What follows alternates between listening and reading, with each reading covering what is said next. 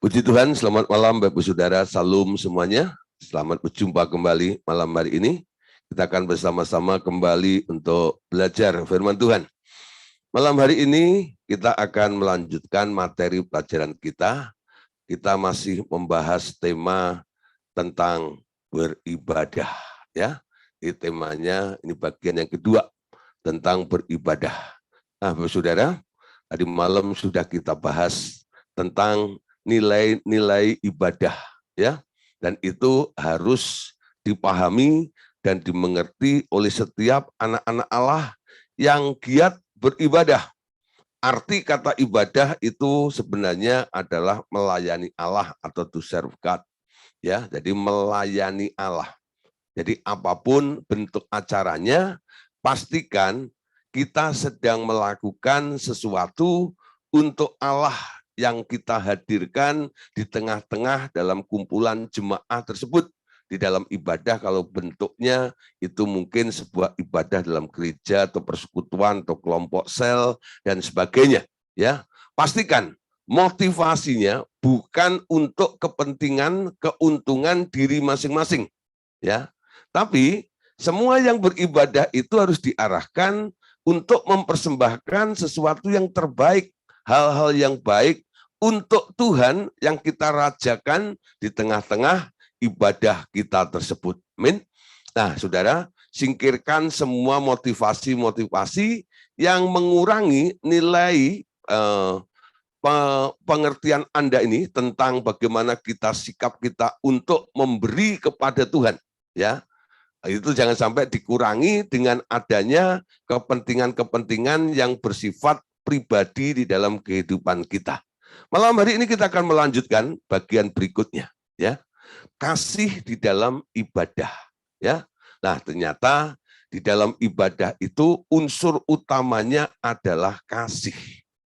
Allah Bapa berkata begini, "Anakku, banyak orang berkata mereka mengasihi aku." Ya, ini firman daripada Allah Bapa hasil dari sebuah chatting, ya. "Anakku, banyak orang berkata mereka mengasihi aku. Padahal kenyataannya mereka hanya mengasihi dirinya sendiri lebih daripada mengasihi aku.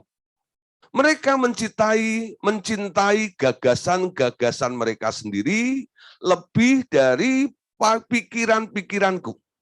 Mereka melakukan apa yang menjadi minat mereka sambil terus berharap aku memberkati usaha mereka." Nah, Bapak Saudara, ketika kita mendengar ya atau mengetahui apa yang dikatakan oleh Allah Bapa, sebenarnya Allah Bapa sedang mengkoreksi arah kemana sebenarnya ibadah daripada umat Allah hari-hari ini, ya. Banyak orang berkata mereka mengasihi Bapa, tapi kenyataannya mereka sedang mengasihi diri mereka sendiri lebih daripada mengasihi Bapa, ya. Nah, itu Bapak mengetahui. Kenapa? Karena mereka itu dilihat oleh Bapak, ternyata orang-orang yang sedang beribadah ini lebih mencintai gagasan mereka, lebih mencintai acara-acara yang mereka buat sendiri lebih daripada pikiran-pikiran Bapak itu sendiri, ya. Bahkan mereka melanjutkan apa yang menjadi minat mereka sambil terus-menerus berharap agar Bapak ini memberkati usaha-usaha upaya mereka semuanya. Jadi orang yang beribadah itu banyak yang tangannya begini. Ya. Nah, kalau kita mau menyukakan Tuhan, kita akan memberi sesuatu kepada Tuhan, harusnya tangannya kan begini, ya. Nih Tuhan, bukan begini. Ya. Bukan terus menengadah, bukan salah, ya. Kita menerima berkat daripada Allah itu. Tapi kalau setiap orang beribadah, tujuannya hanya untuk menerima ya sesuatu dari Allah saja, tanpa memberi sesuatu kepada Allah yang hadir di tengah-tengah mereka, nah itu yang keliru. Amin. Karena kita memberi kepada Tuhan, kita memberi perhatian atau memberi yang terbaik kepada Bapak ketika kita beribadah, nanti Bapak juga akan take and give gitu ya. Dia akan memberi juga kepada Anda. Jadi hal Anda mengharap sesuatu kepada Tuhan itu coba ditepis dulu. Jadi niat kita beribadah adalah aku mau memberi sesuatu. Ya. Jadi kalau kita datang kepada Tuhan, ada satu lagu kan, tidak dengan tangan hampa, ya. Kita datang kepada Tuhan. Nah, banyak orang hanya diartikan tidak dengan tangan hampa itu, lalu nanti WL-nya atau pendetanya bilang, ya, kalau datang pada Tuhan, ya ke gereja, bawa kolektor ya. Bawa sesuatu ya. Nah, nanti setelah ibadah taruh itu di peti persembahan dan sebagainya. Bukan seperti itu juga. Walaupun itu juga harus dilakukan, ya. Tapi ada hal yang lebih nilainya rohani, yaitu memberikan hatimu kepada Tuhan sebagai bentuk ekspresi Anda mengasihi Tuhan lebih daripada dirimu sendiri. Amin. Nah, saudara, bahkan Allah Bapa juga mengatakan begini. Bahkan orang-orang yang mengaku dirinya rohani juga berbuat hal yang sama. Kalau tadi ini bicara tentang jemaatnya, motivasinya datang kepada Tuhan, Bapak berkata juga hal yang kedua. Ada orang-orang yang mengaku dirinya rohani. Mungkin dia leaders, mungkin dia gembala sidang, mungkin dia juga pemimpin-pemimpin rohani, juga berbuat hal yang sama. Mereka merasa begitu puas bila anugerahku atas mereka terus mengalir. Namun mereka tak pernah peduli apakah perbuatan mereka memuaskan hatiku atau tidak. Mereka hanya mencari kesukaan hati mereka sendiri. Seperti yang sudah saya bahas kemarin. Banyak orang membuat sebuah acara, ya. Lalu dia kemas dengan begitu indah, ya, begitu rapi dengan segala macam teknologi juga, ya, dipakai untuk dalam ibadah tersebut. Nah, siapa yang puas? Kalau kelihatannya ibadahnya itu semuanya berjalan dengan baik, nanti para panitia itu lalu evaluasi. Wah, puji Tuhan ya, kita merasa sangat puas gitu ya dengan pelayanan seperti itu. Yang puas orang itu, ya. Nah, mereka merasa bisa menghadirkan kuasa Allah, mereka bisa puas dengan menghadirkan banyak mujizat dikala mereka melakukan ibadah seperti itu. Nah, mereka merasa sukses dalam menyelenggarakan ibadahnya. Kenapa saya bisa bicara seperti ini? Karena kami dulu juga pernah mengalami hal-hal seperti itu. Ketika di tengah-tengah ibadah itu, banyak mujizat yang terjadi. Banyak lawatan Allah, hadirat Allah begitu kuat dan luar biasa. Ada rasa bangga. Ya, wah, ini karena persiapanku. Ini karena aku, ini karena tim yang solid dan sebagainya. Ya, nah, Bapak Saudara, yang didambakan, yang diinginkan hanya perkara-perkara yang sifatnya manifestasi daripada hadirat dan kuasa itu. Ya, nah sekarang kita juga harus merubah. Kalau kita sebagai leader, sebagai gembala atau sebagai hamba Tuhan menyelenggarakan sebuah ibadah, motivasinya diubah. Semua yang aku lakukan ini bentuk kasihku kepada Tuhan, ya, karena begitu besar anugerah Allah yang telah memberi kepercayaan kepadaku untuk menggembalakan, untuk membimbing, untuk membina jemaat seperti ini, ya, ungkapan kasih, ya, diekspresikan dalam ibadah yang dia buat itu. Ya, jadi ibadah bukan sekedar untuk menghasilkan sebuah manifestasi dari kuasa Roh Kudus saja. Nah, Bapak Saudara, perhatikan sekali lagi, Allah Bapa masih bicara begini. Kasih itu menyenangkan, tapi kasih yang sejati adalah kasih yang mau mencari kesukaan orang yang dikasihinya dahulu. Perhatikan ini sangat penting untuk dicermati. Kasih itu kalau kita berbuat dalam ibadah itu harus ada unsur nilai kasihnya. Kasih itu menyenangkan, tapi kasih yang sejati adalah kasih yang mau mencari kesukaan orang yang dikasihinya dahulu. Amin. Kalau kita mengasihi Tuhan, kita mengasihi Bapa, kita mengasihi Roh Kudus, kita harus menyukakan Dia lebih daripada kepentingan-kepentingan yang ada di dalam diri kita ini. Nah, bagaimana menyukakan Tuhan? Bagaimana menyukakan Bapa? Bagaimana menyukakan Roh Kudus? Ikutin pikiran Dia. Ikutin apa yang Dia mau lakukan. Jadi harus mendapat konfirmasi dulu dari Tuhan atau Bapa atau Roh Kudus, sehingga apa yang kita lakukan itu benar-benar ada di dalam pimpinan dan kendali Bapa, Tuhan Yesus, dan Roh Kudus saja. Nah, kesenangan karena dapat menyukakan kekasihnya dahulu adalah kesukaan yang terbesar dari semuanya. Sejam duduk di depanku, mendengarkan suaraku, akan amat memperkaya mereka 100 kali ganda dibanding dengan hasil yang diperoleh bila mereka mengusahakan sesuatu dengan kekuatan mereka sendiri pada jangka waktu yang sama. Ya, nah saudara, jadi membimbing orang untuk orang itu bisa mengenal, mengerti hatinya Bapa, ya, itu jauh nilainya lebih besar dibanding Anda menyodorkan, menyajikan mujizat-mujizat, ya, sehingga jemaat itu mengalami mujizat juga dalam kehidupannya. Karena orang yang mengalami mujizat belum tentu hidupnya berubah, ya. Tapi orang yang mengenal, orang yang kenal Bapa, mendengar perkataan Bapa, mereka akan berubah dalam kehidupannya itu. Dan itu nilainya lebih besar dibanding mujizat yang didapat atau yang dialami oleh orang-orang ketika ibadah diselenggarakan dengan manifestasi kuasa Roh Kudus yang luar biasa tersebut. Tapi tadi dikatakan ya, sejam ya, itu berjumpa dengan Allah, mengenal Allah, mendengar suara Allah, itu jauh lebih besar nilainya, 100 kali lipat ganda dibanding hal-hal yang lainnya yang Anda dapatkan, yang Anda harapkan, atau apa yang Anda upayakan sendiri dalam melakukan ibadah tersebut.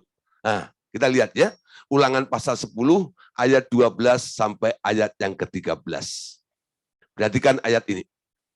Maka sekarang, hai orang Israel, apakah yang dimintakan daripadamu oleh Tuhan? Perhatikan ya, apa yang dimintakan daripadamu oleh Tuhan. Jadi Tuhan itu punya permintaan.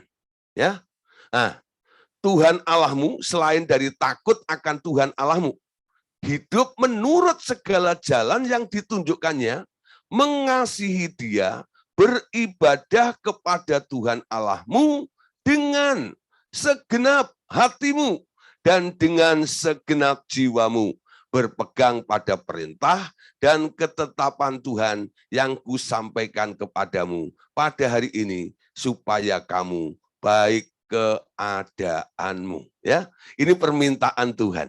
Apakah yang dimintakan daripadamu oleh Tuhan Allahmu selain takut akan Tuhan Allahmu? Yaitu tunjukkan Anda mengasihi Dia, beribadah kepada Tuhan dengan segenap hatimu dan dengan segenap jiwamu.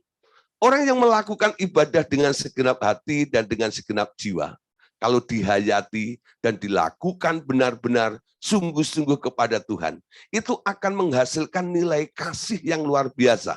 Ya, tapi kalau Anda hanya beribadah, ya, itu pola pikiran Anda.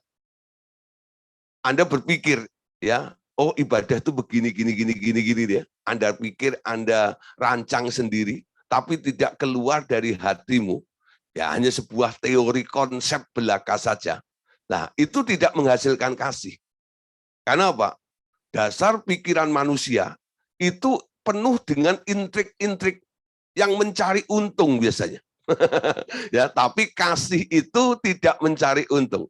Kasih itu rela berkorban, kasih itu suka memberi. Itu kasih, ya.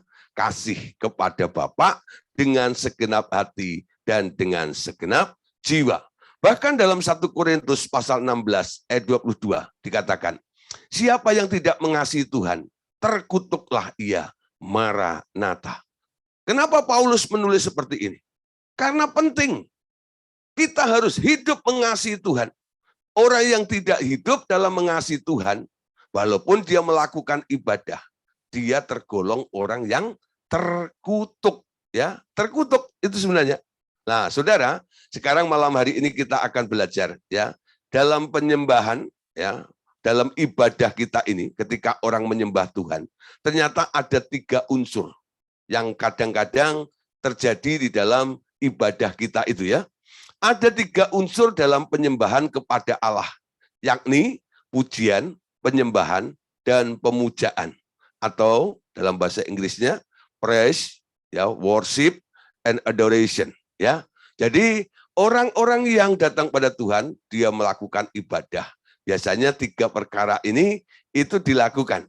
Ya, yang pertama ada praise, ya, itu pujian, lalu worship dan adoration. Nah, mau saya jelaskan gini ya. Kenapa ada praise, worship, dan adoration? Walaupun itu semuanya mungkin bentuknya sama. Orang itu sedang memuji, ya. Mereka menyanyi buat Tuhan. Tapi itu punya step, ya, punya tingkatan masing-masing. Orang yang memuji, ya, memuji, ini contoh gini ya. Kalau saya memuji Pak Andreas Daryanto, gitu ya. Wah, bajunya bagus nih ya, kacamatanya keren ya, mobilnya baru nih ya. Nah,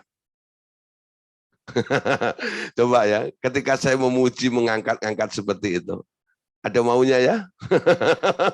Siapa tahu nanti ditraktir makan. Ujung-ujungnya nunggu, gitu kan?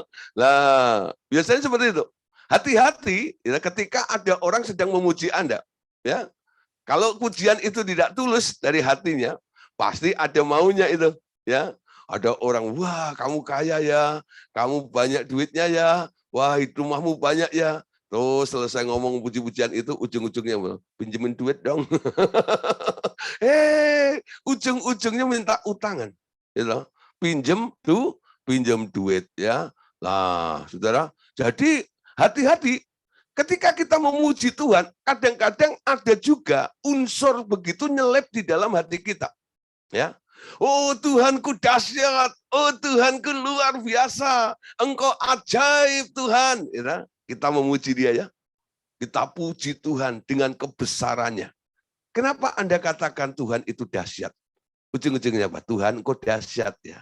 Tolong aku Tuhan. Kan Engkau dahsyat, enggak itu? Tolong aku Tuhan, itu enggak ya? Tuhan, Engkau penuh dengan mujizat, gitu.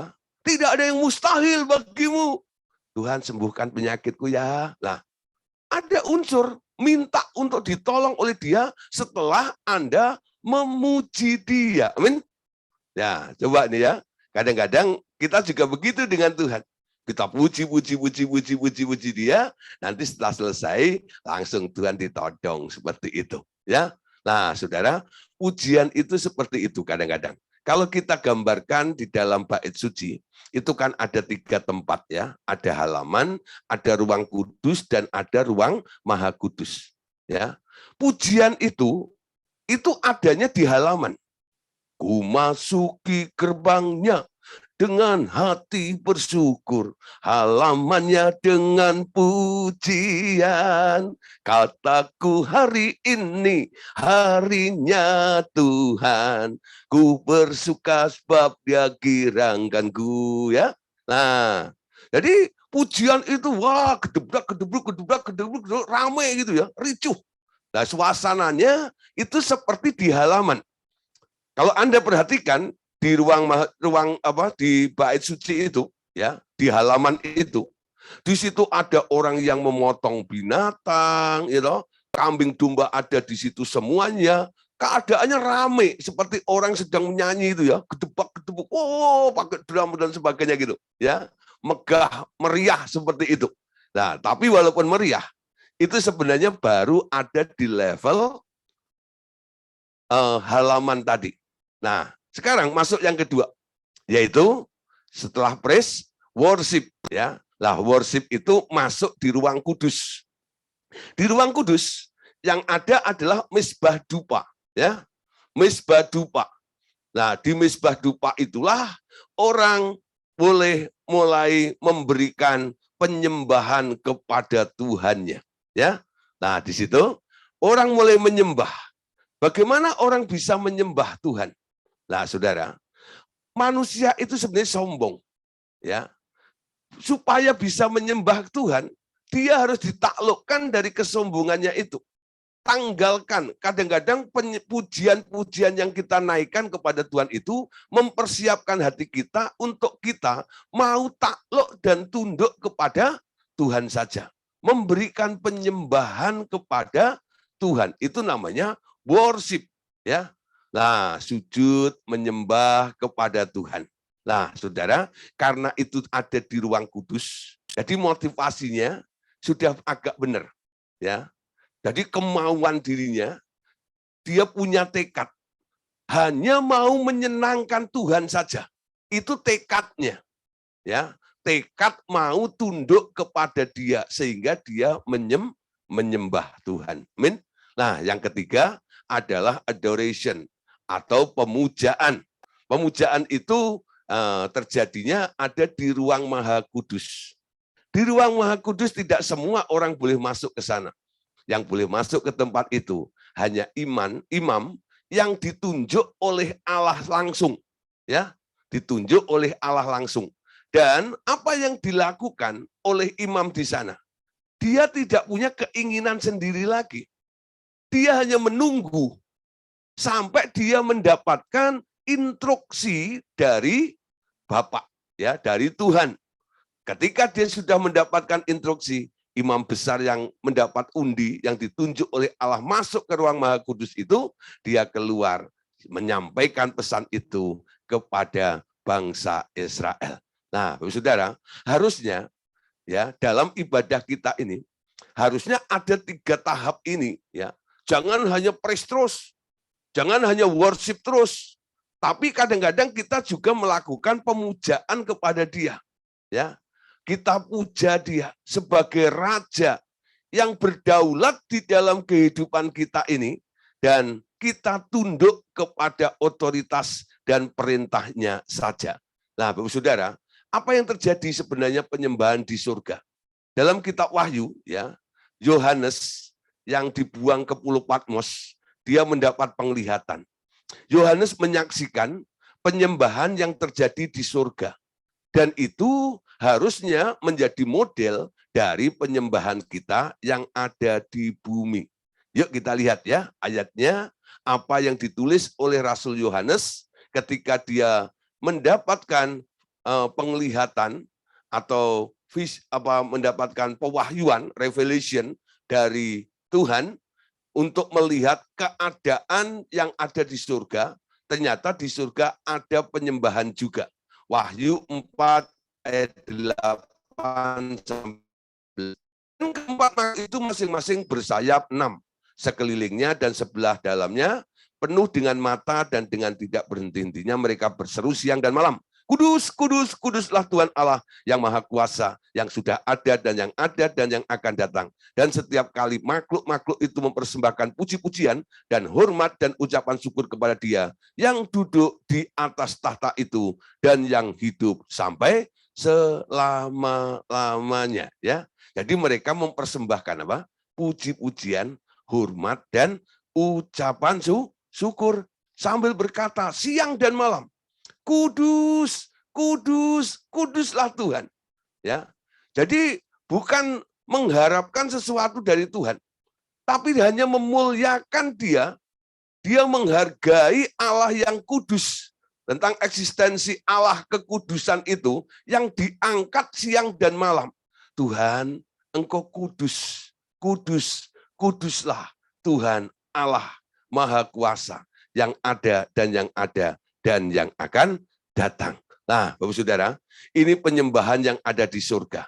Harusnya menjadi standar daripada penyembahan yang ada di muka bumi ini. Yuk kita lihat 1 Korintus pasal 14, ayat 10 dulu ya.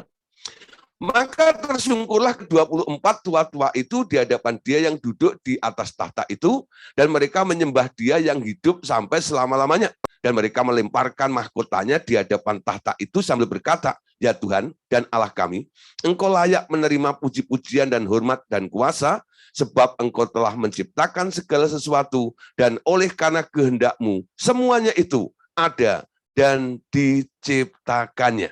Saya tertarik di sini ya. Mereka melemparkan mahkotanya di hadapan tahta itu. Apa sih mahkota itu? Mahkota itu adalah sesuatu yang ditaruh di atas kepala. Sesuatu yang sangat bernilai, sesuatu yang sangat berharga. Ya. Apa yang paling berharga di dalam kehidupan Anda? Ketika kita melakukan ibadah, menyembah Allah, praise, worship, and adoration di tempat itu, Anda harus mencopot tahta itu, lalu melemparkannya ke tahta itu. Gak ada lagi yang berharga di dalam hidup Anda. Yang berharga cuma satu. Yang duduk di atas tahta itu loh. Menghargai dia. Orang yang selalu menuntut untuk Tuhan ini dan itu atas dirinya, artinya ya, dia masih menganggap ada sesuatu yang berharga di dalam dirinya yang harus diperhatikan oleh Tuhan. Ya, ingat ya. Jadi ketika kita beribadah dengan segenap hati, dengan segenap jiwa, mengasihi Tuhan sepenuh-penuhnya itu, lemparkan mahkota itu di tahta itu. Ya, sambil berkata, Tuhan, Engkau kudus untuk selama-lamanya. Amin. Nah, sekarang 1 Korintus 14 ayat yang ke-15. Jadi apakah yang harus kubuat? Aku berdoa dengan rohku, tetapi aku akan berdoa juga dengan akal budiku. Aku akan menyanyi dan memuji dengan rohku, tetapi aku akan menyanyi dan memuji juga dengan akal budiku. Ya, nah saudara. Jadi waktu kita menyembah Tuhan, beribadah, worship, ya. Sekarang ada dua hal. Pertama, Paulus berkata, Paulus menyembah dengan akal budi, tapi dia juga menyembah dengan roh. Menyembah dengan roh itu bukan berbahasa roh. Menyembah dengan roh itu, rohmu yang berkata-kata terkonek dengan dia. Tapi, ya, ketika Anda berpikir mau melakukan sesuatu untuk Tuhan, dalam penyembahan itu, entah Anda sedang memuji, menyembah, atau memuja dia, tapi sumbernya dari pikiranmu, ya, dengan kata-kata yang Anda susun sendiri di situ, nah itu artinya menyembah dengan akal budi. Ya, nah saudara, kadang-kadang saya ngalami begini, seperti apa yang tertulis di dalam Alkitab, roh itu membantu ya, kita berdoa dengan keluhan-keluhan yang tak terucapkan. Ya, kenapa? Satu kali saya sepertinya kehabisan kata-kata. Nggak mengerti, nggak tahu apa yang harus saya katakan lagi dengan Tuhan. Siapa yang pernah mengalami seperti itu? Ya, ketika Anda sedang menyembah Tuhan, sedang berdoa, lalu Anda nggak ngerti apa yang harus Anda lakukan, apa yang harus Anda katakan, apa yang harus Anda ucapkan. Kadang-kadang hanya air mata yang menetes keluar dari mata Anda. Bukan air mata cengeng gitu, tidak. Tapi sebentuk ucapan syukur. Karena rohmu ya, itu sangat bersukacita. Sehingga Anda bisa nangis saja seperti itu. Saya ngalami pernah seperti itu ya. Jadi habis menyembah, bahasa roh, memuji, menyanyi gitu ya. Lalu sampai titik saya nggak ngerti mesti ngomong apa gitu. Roh saya connect dengan dia. Hati saya damai luar biasa. Ya, yang ada cuma tetesan air mata. Sampai ada yang mengarang lagu dia mengerti bahasa tetesan air mata. Amin.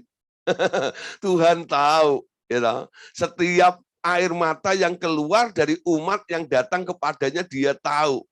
itu jenisnya, ya, air mata model apa Tuhan itu tahu, ya. Nah, ada air mata sukacita, contoh ya, kalau ada orang sudah lama nggak ketemu dengan anaknya yang merantau, lalu anaknya sudah 10 atau 20 tahun pulang gitu, lalu anaknya pulang dipeluk gitu ya. Nah, itu kadang-kadang orang tuanya nangis gitu ya. Nangisnya sedih atau sukacita? Sukacita ya. Sukacita tapi diekspresikan dengan menangis. Sama cucur air mata, rasa bersyukurnya seperti itu. Bisa terjadi. Jadi setiap tetesan air mata itu ada ada ada artinya masing-masing. Gitu kan? Ada artinya masing-masing. Ada orang karena pedih hatinya. Contoh di Alkitab. Ada namanya Hana ya. Hana itu karena diejek terus sama madunya, namanya Penina, ya. Dia datang kepada Tuhan. Sampai nggak bisa ngomong apa-apa. Hanya menangis dan mulutnya komat kamit. Air mata apa itu? Artinya air mata apa? Yang keluar ketika Hana itu sampai mencucurkan air mata itu. Air mata kepedihan tuh, pedih hatinya. Datang kepada Tuhan. Ya, ngerti maksud saya ya? Jadi kita lihat di sini. Kadang-kadang rohmu itu ketika connect dengan dia, karena Anda sudah nggak bisa berpikir lagi, Anda kehabisan kata-kata, kadang-kadang hanya gitu ya, desahan atau cucuran air mata seperti itu. Tapi itu bukti bahwa Anda terkonek dengan dia. Ekspresi apa yang sedang Anda lakukan kepada dia, itu tergantung keadaan diri Anda ketika Anda menghadap Tuhan. Kalau keadaanmu seperti Hana, ketika Anda menangis di hadapan Tuhan, tangisan apa? Tangisan kepedihan tuh, ya. Tapi kalau Anda bersyukur kepada dia, sampai Anda berkata, dengan apa kan ku balas segala kebaikanmu, gak ngerti, mesti balas pakai apa Tuhan? Engkau begitu ajaib, engkau begitu luar biasa, engkau begitu dahsyat, pertolonganmu yang selalu terjadi di dalam kehidupanku ini. Lalu Anda nggak ngerti mesti berkata apa lagi kepada dia. Anda hanya menangis. Ya, rohmu connect dengan dia. Nah, saudara, ada orang yang menyembah dengan roh. Ada orang yang menyembah dengan akal budi. Jadi Anda jangan menghina nih kalau ada orang nih sedang ini ya. Dulu saya pikir nih ya, kadang-kadang dulu saya ingat satu kali waktu saya baru nikah, istri saya bawa pulang. Nah, terus di kampung ya itu kan ibu saya pendeta GBDI. Ya, jam 4 pagi itu sudah doa. Nah, Anda tahu sendiri orang Pantai Kosta kalau berdoa kata, Tuhan, haleluya. Terima kasih. Tuhan. Gitu ya. Nah, ya, istri saya itu kamar saya ini pas deket sama, jadi saya waktu itu masih tinggal di Pastori gitu ya. Jadi mepet sama gereja gitu. Jadi kedengeran ya, istri saya tenggol saya. Parah apa itu? Mengerikan. Saya bilang gitu, itu mertua kamu sedang berdoa. Doanya kok begitu lah, loh, cara Pantai Kosta ya begitu.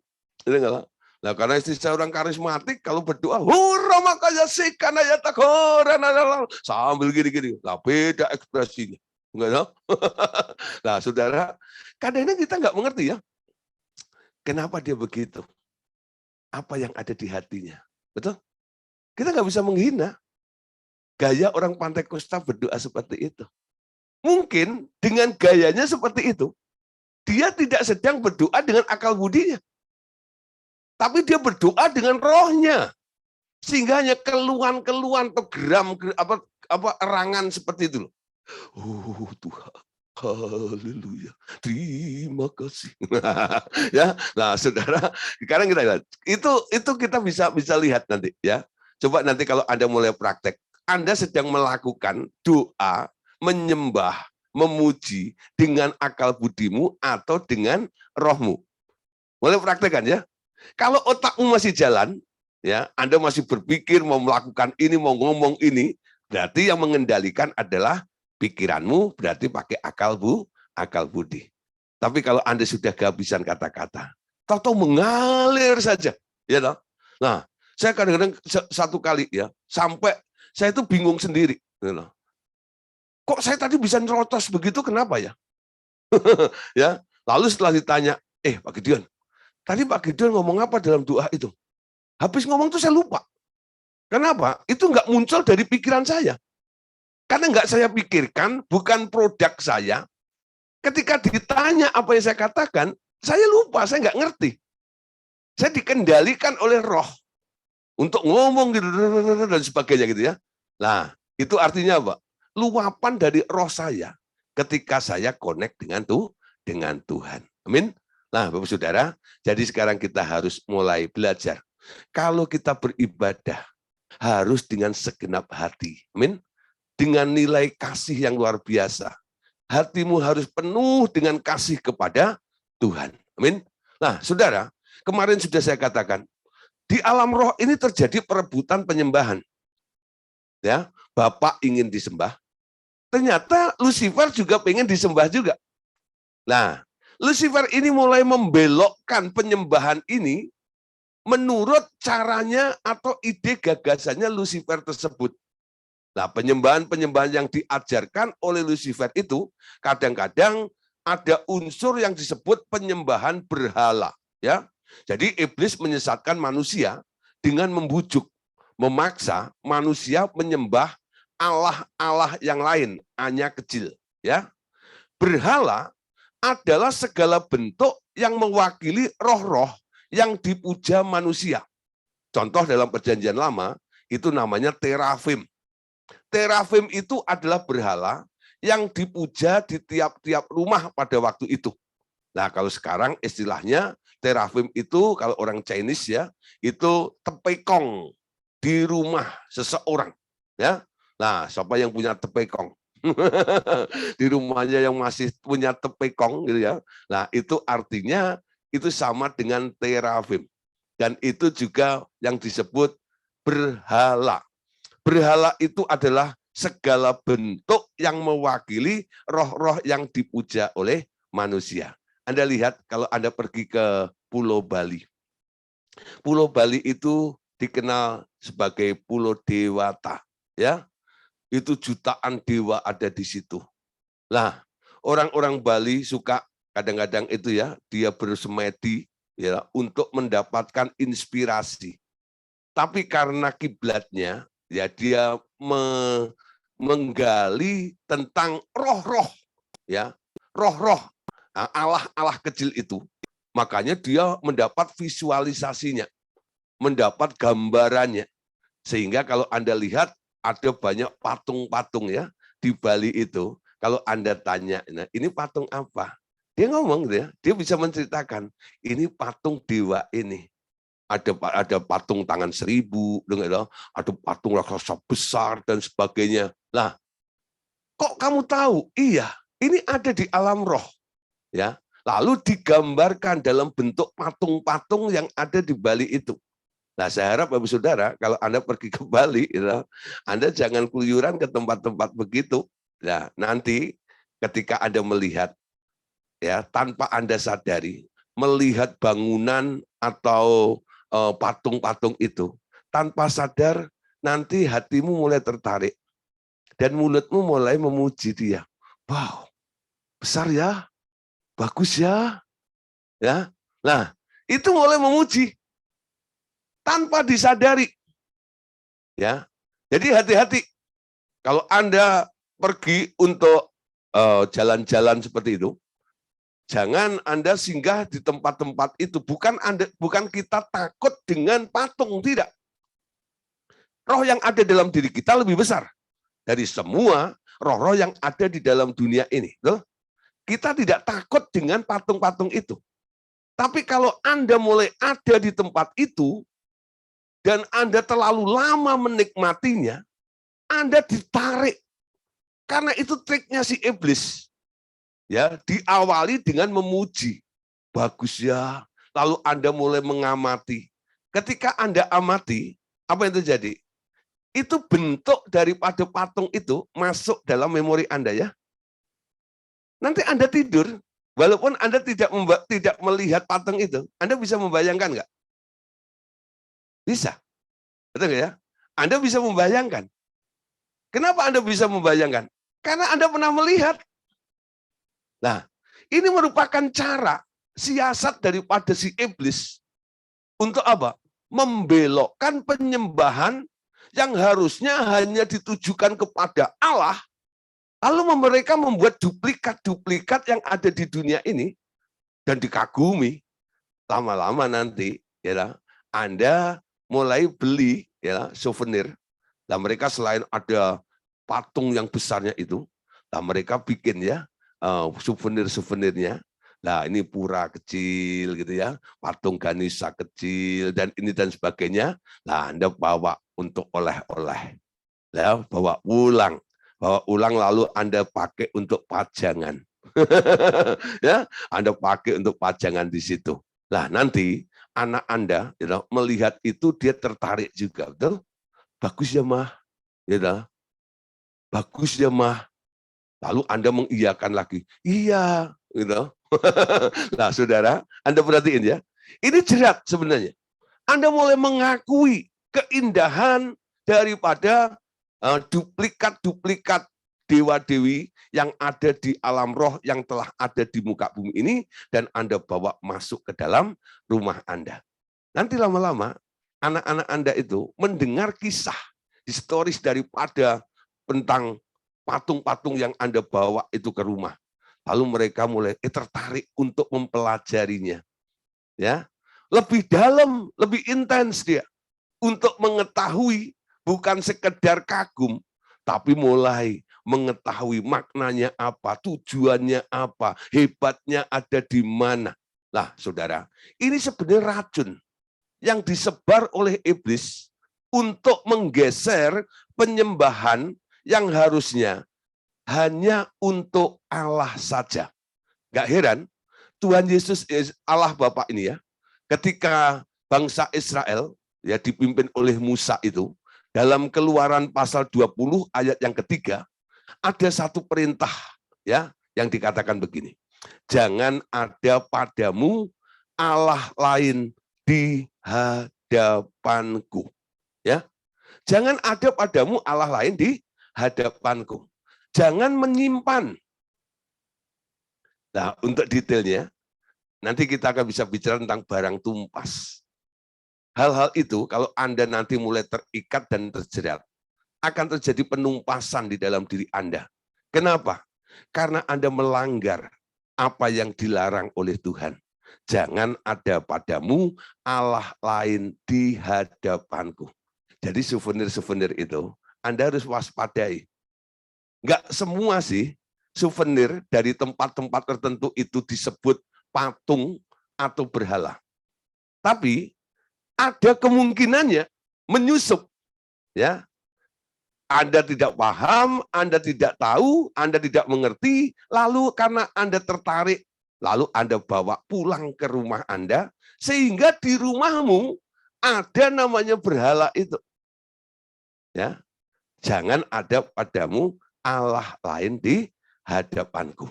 Nah, saudara, karena Allah itu Allah yang cemburu. Nah, orang-orang yang menyembah berhala, itu Alkitab mengatakan disebut berjinah. Ya, berjinah. Satu kali ada seorang tersinggung, ya, karena ada seorang pendoa syafaat, dia memberikan satu kabar atau pesan kepada jemaat, ya. Nah, dia bilang gini, saya lihat di dalam dirimu ada roh perjinahan. Dia marah. Saya nggak pernah berjinah, Pak. Saya setia dengan suami saya. Kok dibilang saya berjinah itu kapan? Nah, lalu saya bilang gini, siapa yang ngomong?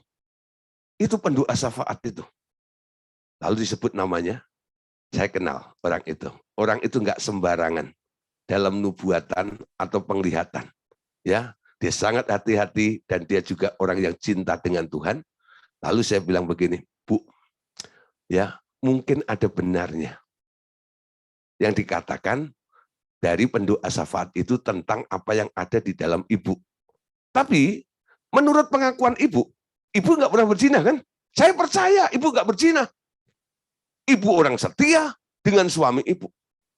Ibu nggak berzina.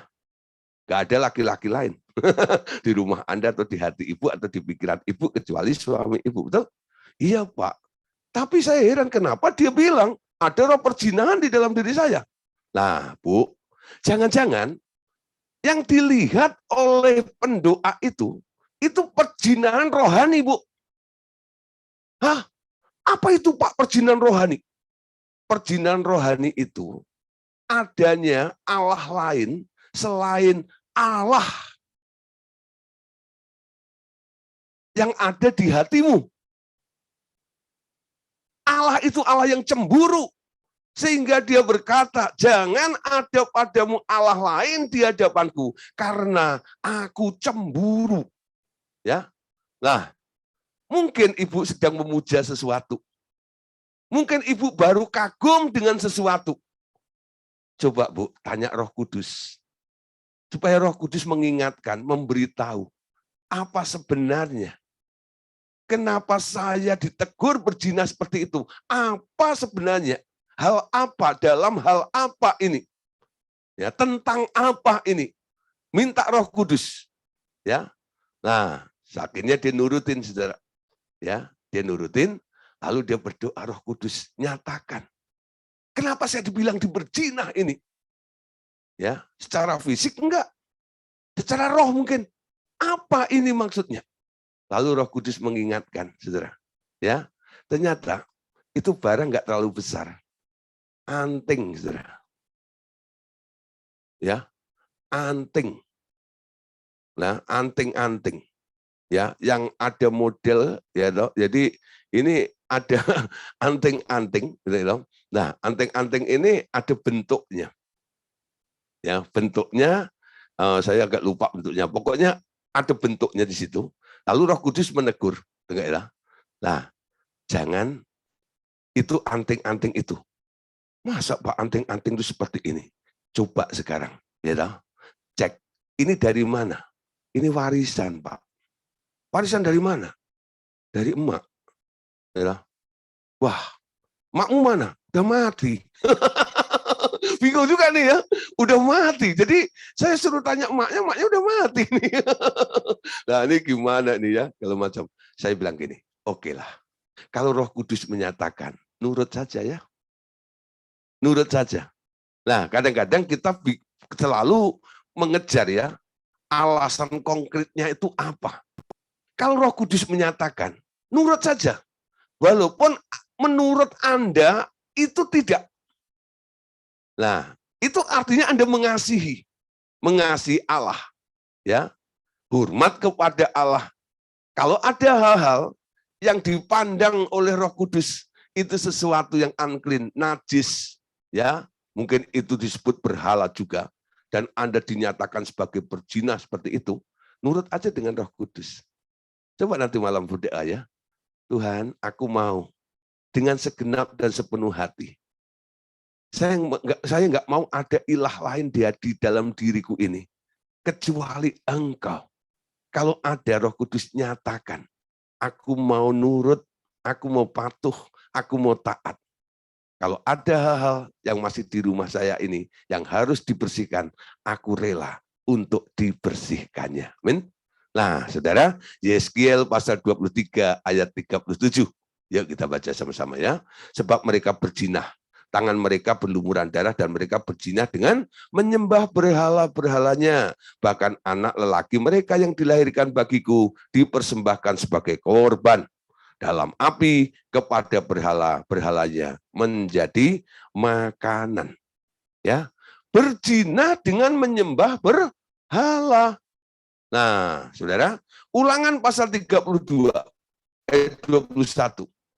Mereka membangkitkan cemburuku dengan yang bukan Allah. Mereka menimbulkan sakit hatiku dengan berhala mereka. Sebab itu aku akan membangkitkan cemburu mereka dengan yang bukan umat dan akan menyakiti hati mereka dengan bangsa yang bebal. Jadi ada efeknya, saudara. Ketika Anda membangkitkan cemburu Allah karena adanya ilah-ilah lain di dalam hidup Anda, itu menimbulkan sakit hatinya Bapak. Ya, Allah luka, Allah sakit hati. Ya, karena ini perebutan. Kenapa engkau mendua? Kalau engkau mengasihi aku, hatimu hanya untukku saja. Jangan berikan kepada yang lainnya. Nah, mulai belajar ya. Nah, sekarang itu menimbulkan sakit hati, cemburunya Allah. Kalau Anda terus membuat hal-hal seperti itu, dan membuat Allah cemburu dan sakit hati, nanti Tuhan akan mendatangkan bangsa-bangsa lain, tadi katakan, untuk menyakiti mereka dengan bangsa-bangsa yang bebal. Akan ada masalah yang menimpa hidup Anda. Itu istilah dalam Perjanjian Baru disebut al-gujunya Allah sebenarnya ya. Ada penghukuman yang terjadi di dalam hidup Anda. Amin. Nah, Saudara, 1 Samuel 15 ayat 23. Sebab pendurhakaan adalah sama seperti dosa bertenung, dan kedegilan adalah sama seperti menyembah berhala dan terafim. Karena engkau telah menolak firman Tuhan, maka ia telah menolak engkau sebagai raja. Ya. Nah, Saudara, terafim, berhala, bertenung dan kedegilan itu. Nah, Saudara, hati-hati ya. Malam hari ini saya tidak perpanjang tentang penyembahan berhala sendiri, tentang berhala atau barang-barang tumpas. Nanti kita akan bahas sendiri ya tentang barang-barang tumpas itu. Kita kembali kepada nilai ibadah itu. Ternyata Bapak Saudara, ibadah yang kita lakukan itu sebenarnya hal yang berguna. Ya, Alkitab mengatakan berguna dalam segala hal. Paulus membiarkan dirinya dikuasai sepenuhnya oleh Roh Kudus dalam pelayanannya kepada Allah. Paulus lebih mementingkan ibadah daripada olahraga. Jadi dapat disimpulkan bahwa cara Paulus nampaknya mengandung unsur gerakan-gerakan yang menggantikan bentuk-bentuk olahraga. Namun yang terpenting bukan olahraganya, tetapi kesempatan bagi Roh Kudus untuk menguasai seluruh tubuh kita, sehingga bahkan gerak-gerik tubuh kita boleh sembarang waktu mengekspresikan kehendaknya. Dalam ibadah itu ternyata juga janji-janji Allah akan diberikan. Ya, 1 Timotius 4 ayat 8. Latihan badani terbatas gunanya. Tetapi ibadah itu berguna dalam segala hal. Karena mengandung janji baik untuk hidup ini maupun untuk hidup yang akan datang. Ya, Paulus mengatakan latihan badani itu terbatas gunanya. Bukan berarti nggak boleh olahraga, ya, olahraga boleh, gitu ya. Tapi ibadah itu lebih berguna daripada olahraga. Paulus itu ternyata dia nggak pernah fitness. Paulus itu nggak pernah fitness, ya, tapi Paulus itu badannya sehat. Ya, kenapa? Karena Paulus itu dalam ibadahnya ada unsur-unsur gerakannya.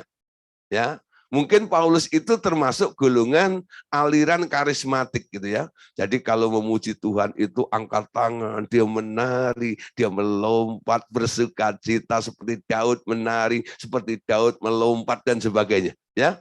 Nah, tidak seperti kelompok-kelompok yang hanya diam seperti gitu ya.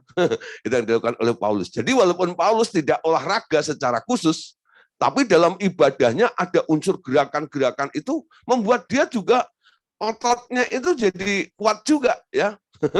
Kenapa? Wah, habis memuji Tuhan gitu kok rasanya jadi seger gitu ya. Bukan hanya rohnya, tapi juga tubuhnya juga ikut mengekspresikan penyembahan itu sehingga tubuhnya juga ikut disegarkan di situ. Ibadah itu berguna dalam segala hal. Apa yang kita lakukan kepada Tuhan, itu manfaatnya besar. Baik untuk hidup sekarang maupun untuk hidup yang akan datang. Amin. Nah, saudara, jadi perhatikan. Jadi ketika kita mulai beribadah, Allah juga memperhatikan apa yang sedang terjadi di dalam kehidupanmu saat ini. Apa yang sedang Anda butuhkan juga. Tapi bukan hanya sekedar mentok pada kebutuhan Anda sekarang.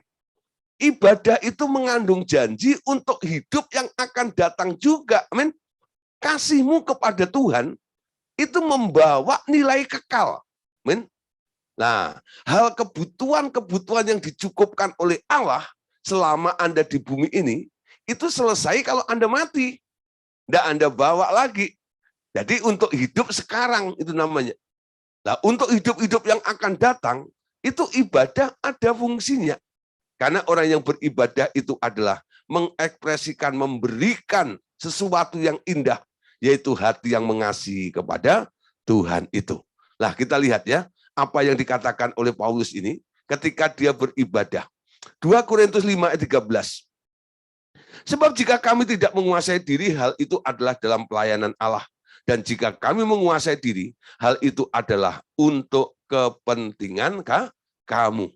Nah, kadang-kadang Paulus itu begitu masuk di dalam hadirat Allah itu sampai dia tidak bisa mengendalikan dirinya sendiri. Dia dikendalikan oleh Roh Kudus. Saya ingat ya, waktu zaman-zaman rumah doa segala bangsa dulu. Nah, kalau kita ibadah atau revival worship service yang kita lakukan 2 minggu sekali, itu kadang-kadang kalau udah pengurapan terjadi seperti itu, ada orang-orang yang sepertinya sudah nggak bisa mengendalikan diri seperti itu. Ya, itu masih pakai sepatu yang haknya lancip gitu ya. Tahu-tahu dia nari muter-muter ya. Lah padahal banyak orang yang tumbang itu di lantai semuanya gitu. Lah saya yang ada di mimbar itu, Pak Andreas sama Bu Durkas Daud itu kan turun ke bawah, tumpang tangan orang. Lah saya memperhatikan dari panggung, ya sambil nyembah, kadang-kadang ayo lebih lagi kalau macam. Saya lihat ada orang menari dari ujung sana muter kalau macam itu dan masih pakai sepatu yang haknya lancip itu, ya. Wah ini kalau kena kepala bocor nih. Tapi heran loh. Selama hampir 1 jam itu penyembahan terus hadirat Allah itu luar biasa seperti itu. Nggak menyentuh orang sedikit pun, nggak ada yang dilukai. Ya. Lalu setelah selesai saya tanya, Bu, Ibu tadi keliling kayak begitu nari-nari seperti itu, Ibu sadar nggak sih? Bilang gitu ya. Karena saya lihat mata Ibu itu merem. Gitu, ya. Kok Ibu nggak nginjak orang tuh gimana? Lalu dia bilang, Pak, saya nggak bisa berhenti, Pak.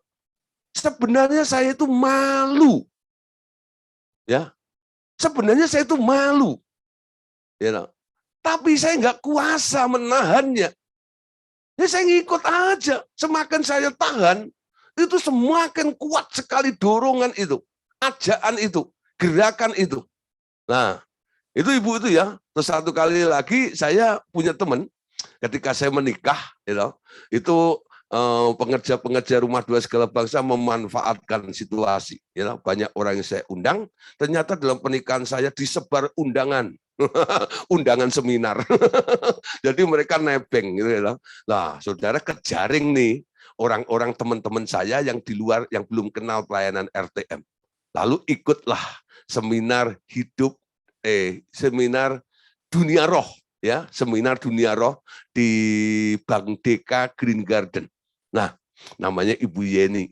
Kayaknya pernah bersaksi di Zoom ya, yang dia pernah keliling ditawan oleh roh seperti itu. Lalu setelah ngalamin, dia dilawat oleh Roh Kudus, dia telepon saya. Ya, dia bilang gini, Gideon, saya malu banget loh sebenarnya. Kenapa? Waktu hurapan Allah terjadi, hadirat Allah terjadi, saya muter-muter nari sendiri, segala macam gitu ya. Sampai suami saya itu mojok. itu sampai bingung segala macam loh. Ya, setelah selesai musik berhenti, dia sadar, dia melek itu loh. Dia itu malu banget gitu ya. Lalu saya bilang, kenapa Bu mesti malu?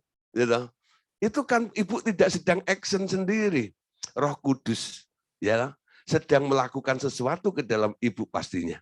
Lalu saya tanya, Bu, Setelah ibu menari, ya mendapat lawatan seperti itu, apa yang terjadi? Apa yang ibu alami? Ya, dia bilang gini, sebenarnya banyak hal. Hati saya ini luka sebenarnya. Luka dengan anak, luka dengan suami, luka dengan persekutuan doa. Banyak duri-duri tajam yang menusuk hatinya. Tuhan sembuhkan. Sampai dia menari, dikendalikan. Terlepas semuanya. Nah, Bu, Ibu sudah sembuh. Sekarang Ibu cepat ampuni orang-orang yang melukai Ibu itu. Mumpung sukacita Ibu itu masih meluap di dalam diri Ibu. Jangan keburu padam. Nanti Ibu sulit untuk mengampuni orang-orang seperti itu. Lalu dia ikutin saran saya. Dia datang suaminya, dia peluk, dia ampuni anak-anaknya semuanya. Dia ampuni persekutuan doa itu yang memfitnah dia, yang jelek-jelekin dia dan sebagainya. Dan dia tidak jadi keluar dari persekutuan itu. Dia mau jadi tim lagi di tempat itu. Itu cara Tuhan luar biasa. Dikendalikan di luar kuasanya. Gak heran Paulus tadi mengatakan, jika kami tidak menguasai diri, hal itu adalah dalam pelayanan Allah. Ya. Tapi jangan so action. Ada sih, gitu. Saya punya murid, ya, murid pemuridan, ya. Ketika pengurapan itu, dia itu so action. Lompat, kalau macam itu. Gak taunya ketika dia lompat, kepleset, sudah, ya. Kepleset, terpelanting, kepalanya benjol. Kepalanya benjol, ya toh. Terus sampai gitu, aduh, digosok, minta minyak telondong, digosok kepalanya kalau macam gitu. Nah, selesai, ya saya lihat kepalanya benjol gitu, saya tanya, namanya Pak Daniel, Daniel, kenapa kepala benjol? Iya, sebenarnya siapa yang suruh lompat-lompat? Roh Kudus yang menggerakkan atau Bapak pengen sendiri? Ngaku, ayo, ya. Nah, kalau yang nanya gurunya, akhirnya dia ngaku, ya saya sendiri, gitu. Makanya jangan sok action dalam hadirat Allah, ya. Nah, jadi kalau di luar kontrol itu ada konteksnya, yaitu ada di dalam pelayanan Allah. Nah, perhatiin ya, apa yang bisa Anda kontrol itu Anda lakukan untuk kepentingan orang. Nah, di sini. Ketika saya melayani seperti ini, saya kontrol diri saya dong untuk melayani, mengajar Bapak Ibu Saudara malam hari ini. Saya kontrol, ya, saya kuasai diri saya. Ada batasannya, ada temanya, hal apa yang harus saya bahas di tempat ini, ya. Nah, walaupun saya suka namanya flowing, mengalir, tapi karena ini bentuknya kelas, ya, harus membahas sebuah topik, saya harus tunduk. Saya harus mengontrol pelayanan saya ini demi kepentingan orang lain juga. Amin. Nah, dalam ibadah juga seperti itu ya. Jadi kadang-kadang Anda kalau sampai nanti dibawa oleh Roh Kudus di luar kontrol, itu untuk kepentingan Allah. Ya. Tapi kalau Anda bisa mengontrol, itu untuk kepentingan pelayanan Anda untuk orang-orang sekitar Anda gitu. Nah, Saudara, ada jenis ibadah yang lainnya. Ibadah yang disertai dengan doa dan puasa, ya. Oke. Beribadah dengan berpuasa dan berdoa. Berpuasa merupakan salah satu bentuk ibadah agar seseorang boleh memusatkan hati di dalam doanya kepada Allah. Dalam ibadah seperti ini, Roh Kudus memberi pengarahan kepada hamba-hambanya untuk tugas dan pengutusan dalam pelayanan. Coba kita lihat ya, Kisah Para Rasul pasal 13 ayat 2 sampai ayat yang ketiga. Ini mereka berkumpul, rasul-rasul ya, pada suatu hari ketika mereka beribadah. Saat mereka beribadah kepada Tuhan dan berpuasa. Jadi ibadahnya disertai dengan puasa. Berkatalah Roh Kudus, khususkanlah Barnabas dan Saulus bagiku untuk tugas yang telah kutentukan bagi mereka. Lalu mereka berpuasa dan berdoa, dan setelah meletakkan tangan ke atas kedua orang itu, mereka membiarkan keduanya pergi. Mereka sengaja membuat sebuah ibadah disertai dengan puasa. Karena ada tujuannya. Kenapa harus ada puasanya? Karena mereka akan memilih seseorang, 1 atau 2 orang yang akan diutus. Ketika kami sekolah Alkitab, ya, sebelum kami diutus, semua murid, semua siswa harus puasa 3 hari 3 malam total. Ya, nah total 3 hari 3 malam, lalu hari ketiga selesai, lalu mulai ini ya melakukan ibadah, ya ibadah pengutusan. Jadi kami mengosongkan, membersihkan hati, siap untuk diutus. Lagu-lagunya ya tentang pengutusan. Ini aku utus aku, gitu ya. Lagu-lagunya mengambil dari kitab yang ditulis oleh Yesaya itu. Ini aku Tuhan, utuslah aku ini. Nah, jadi waktu pengutusan ibadahnya disertai dengan puasa. Tapi saudara, kalau Anda mau memutuskan sesuatu mungkin Anda nggak mengerti, lalu Anda butuh kadang-kadang konfirmasi dari Tuhan. Nah, sini Anda boleh tambah dalam doamu atau ibadahmu disertai dengan puasa.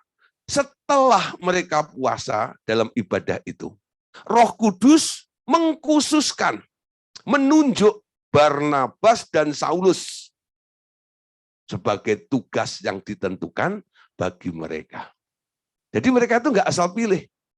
Partnernya ini sama ini, kayaknya cocoknya ini dan itu. Nanya sama Roh Kudus. Ya, sebelum pengutusan, tanya nih, cocok nggak siapa ini dengan siapa, gitu ya. Nah, sekarang bukan hanya ditawarkan, mau nggak kamu?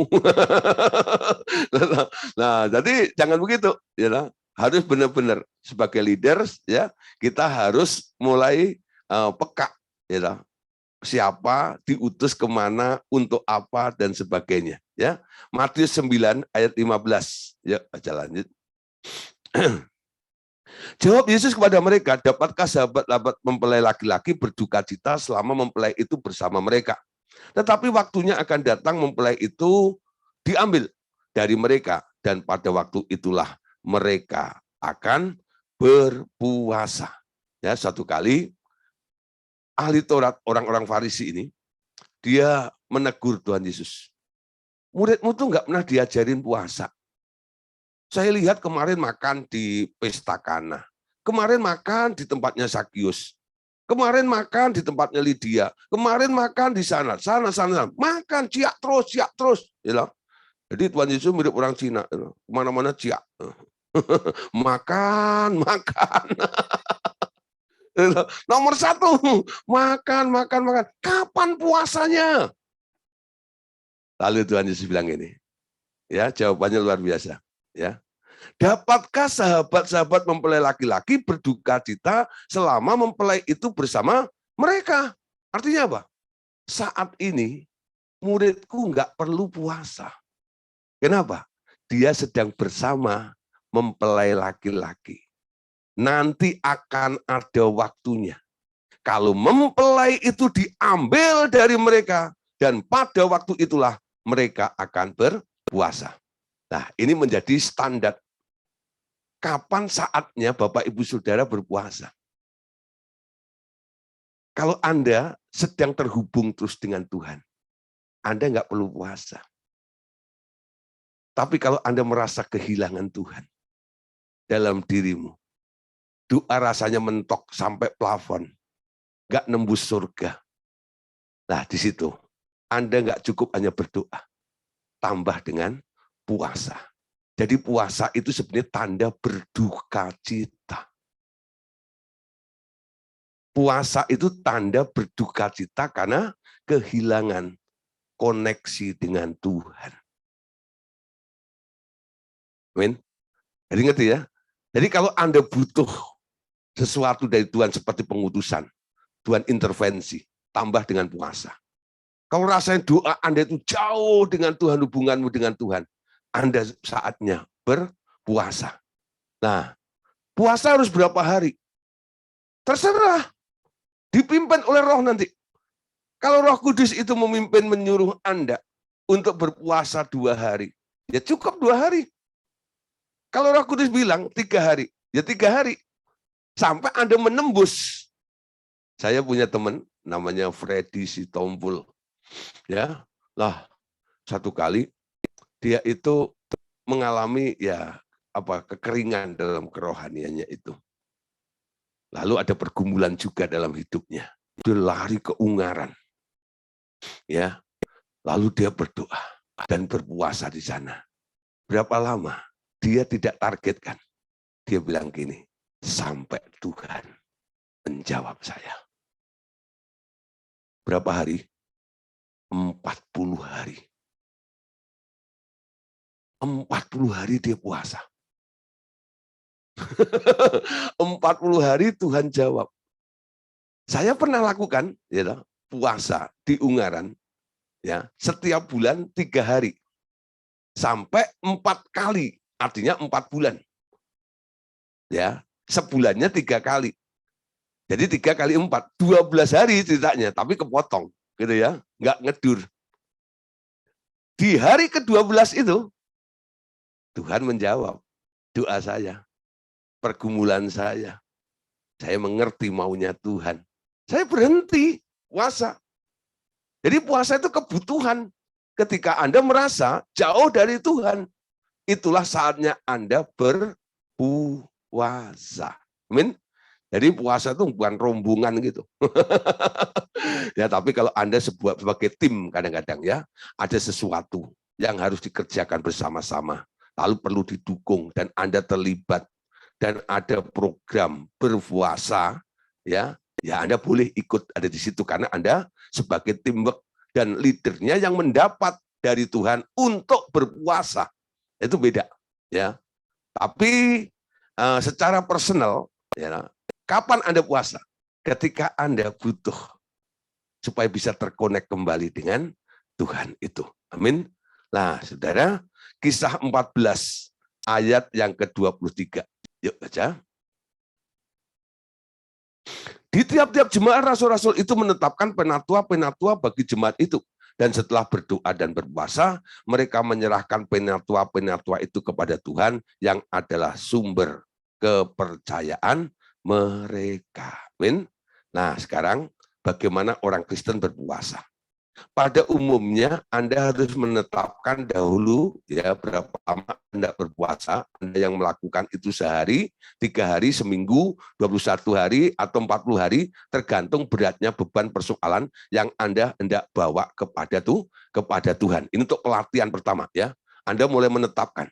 Tadi yang saya sampaikan awal itu adalah ketika Anda mulai melatih kapan nanti waktu dan sebagainya Anda mengalir dengan Tuhan, ya.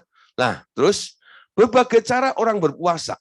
Ada yang tidak makan dan minum sama sekali seperti dilakukan oleh Ratu Esther.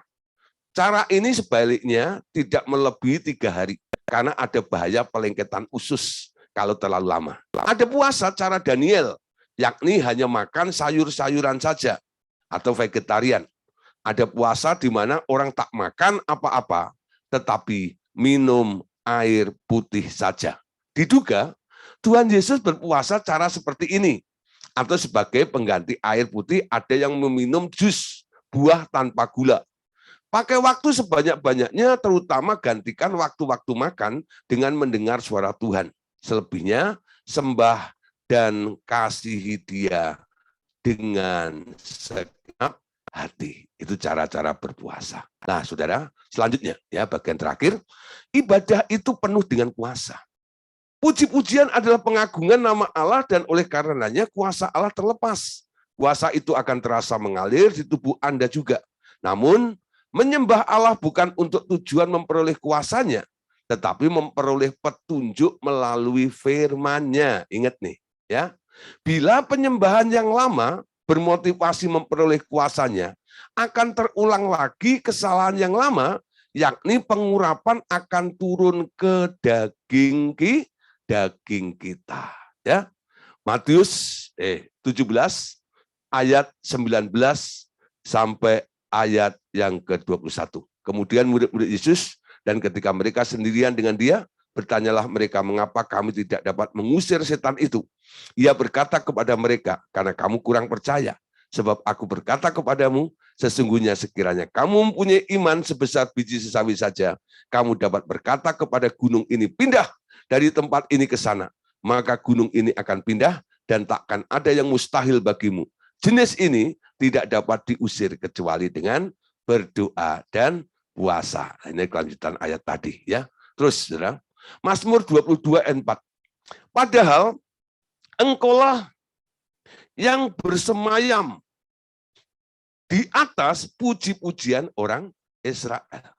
Ketika Anda beribadah, memuji, menyembah, Anda sedang membuat tahta di mana Tuhan akan bersemayam. Tuhan hadir dengan kuasanya di tengah-tengah kita semuanya. Nah, saudara, ada kuasa di dalam pujian, ada kuasa di dalam penyembahan, ada kuasa di dalam ucapan syukur, ya. Ada kuasa di dalam pemujaan kepada Allah. Itu pernah terjadi ketika Petrus di penjara dalam Kisah Para Rasul pasal 16 ayat 25 sampai ayat yang ke-26. Perhatikan di sini. Tetapi kira-kira tengah malam Paulus dan Silas berdoa dan menyanyikan puji-pujian kepada Allah, dan orang-orang hukuman lain mendengarkan mereka. Akan tetapi terjadilah gempa bumi yang hebat sehingga sendi-sendi penjara itu goyah, dan seketika itu juga terbukalah semua pintu dan terlepaslah belenggu. Amin. Nah, saudara, Paulus ketika ada di penjara, dia tidak merenungkan nasibnya, tapi dia menyanyikan pujian kepada Allah. Terjadi kuasa, terbuka pintu, terlepas belenggu, dan Paulus dan Silas terlepas dari belenggu penjara tersebut. Nah, berikutnya 2 Tawarikh 20-22. Ketika mereka mulai bersorak yang dibuat Tuhanlah penghadang terhadap Bani Amon dan Moab dan orang-orang dari pegunungan Seir yang hendak menyerang Yehuda, sehingga mereka terpukul kalah. Mereka memuji, menyembah, nyanyian pujian bagi Tuhan. Tuhan berperang bagi mereka semuanya. Amin. Nah, sekarang apa yang tak boleh dilakukan dalam ibadah? Nah, ini batasannya. Ada ritual agamawi yang mencoba mempersembahkan sesuatu yang mereka kira akan berkenan kepada Allah, yang tidak diminta atau yang tidak dapat seperti yang diinginkannya, tidak berguna dan sia-sia saja. Jadi nggak boleh pakai ibadah yang ritual-ritual seperti itu, ya. Kolose 2:23. Peraturan-peraturan ini walaupun nampaknya penuh hikmat, dengan ibadah buatan sendiri seperti merendahkan diri, menyiksa diri, tidak ada gunanya selain untuk memuaskan hidup duniawi. Jadi ibadahnya nggak boleh dibuat secara menurut aturan-aturan sendiri, ya. Itu tak ada guna. Terus 2 Timotius 3:5.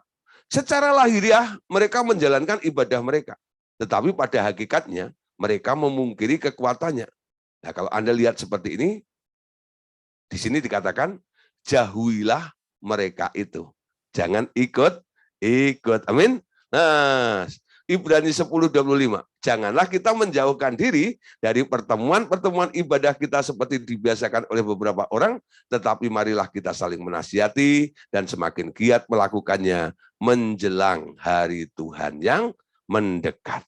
Jadi, kalau ada hal-hal aturan-aturan Allah yang dia buat, jadi ibadah itu sendiri ya disediakan dan dikerjakan oleh Roh Kudus.